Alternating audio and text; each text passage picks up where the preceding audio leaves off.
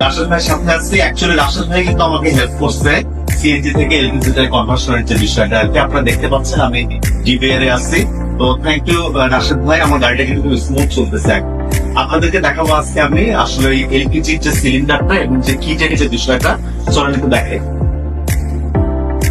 So এই যে দেখতে পাচ্ছেন সিলিন্ডারটা, এলপিজি সিলিন্ডার কিন্তু এরকম হয় দেখতে, এরকম সাদা না সিএনজির মতো, এবং এটার ওয়েট কিন্তু অনেক কম, 20 কেজির কাছাকাছি। এবং এখানে কিন্তু একটা কন্ট্রোল ইউনিট থাকে।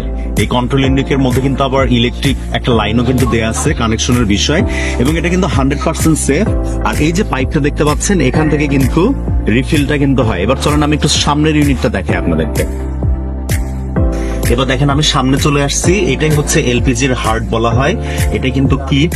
আমি কিন্তু আসলে যে লোভাটোর অরিজিনালটার গায়ে কিন্তু মেড ইন ইটালি লেখা থাকে না, হ্যাঁ, এখানে কিন্তু সব কন্ট্রোলিংটা কিন্তু হয়। আর এইখানে দেখতে পাচ্ছেন আপনারা ফিল্টার। তো এই ফিল্টার এবং এই কিট, সিলিন্ডার এবং তার এন্ড এভরিথিং যদি ঠিকঠাক মতো থাকে, তাহলে কিন্তু আপনার ইঞ্জিন ভালো থাকবে, গাড়ি 100% ভালো পারফরমেন্স কিন্তু দেবে আপনাদের। সো দ্যাটস ইট, বিদায় নিচ্ছি। আপনারা যদি কনভার্সন করতে চান তাহলে চলে আসবেন DVR A, the best place.